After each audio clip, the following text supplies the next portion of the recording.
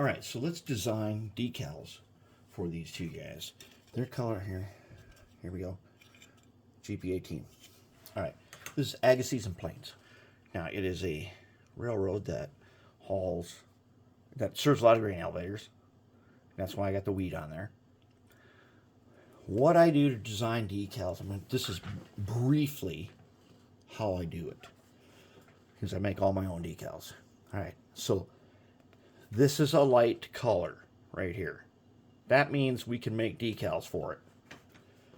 We can make color decals, but some of the colors do not really work as decals. And if you can see here, get a pointer, this yellow may not really work. That's why I have it outlined in black. Usually when I try to do that, it's really transparent. However, against this color, it might actually turn out. Okay, so now I put my lettering on here, and I've got my wheat symbols and stuff.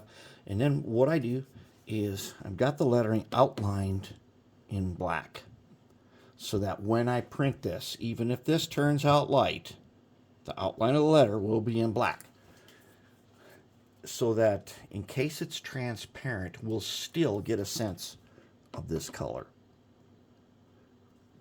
And that's really important, because if you use colors that are even just a little bit lighter, like this is pushing it from being light, in printing your own decals on clear decal paper.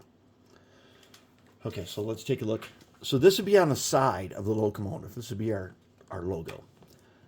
And the numbers for these are 411 is going to be on the GP18, kind of as if it was new. So here's the same font, 411, but the font does not have, this number does not have the black outline. So I'm going to go ahead and I'm going to add that by doing a glow effect. And I'm going to change that glow from red to black. Then I'm going to make it 100% opaque, and I'm going to remove the softness for the feathering. There we go. There's a letter. There's some numbers for the side, just like that. And then the GP9 is going to be 12, as if it's bought at the same time, but it's possibly secondhand. It's probably used. So it'll be the second locomotive, and it is also going to get the black outline just in case. Even though this is a really dark boxcar red brown, it may not turn out. Okay, now you'll be like, okay, well, what program are you using to do this? I'm using Fireworks. Don't look for it. It's an ancient program.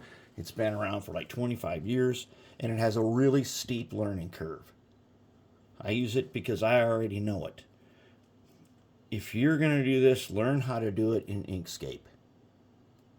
It's not much different than what I'm doing, but Inkscape is way more modern, and you can do the same thing. All you have to do is this has to have a transparent background. However, I'm going to save it as a JPEG, which will wipe out the transparency, but then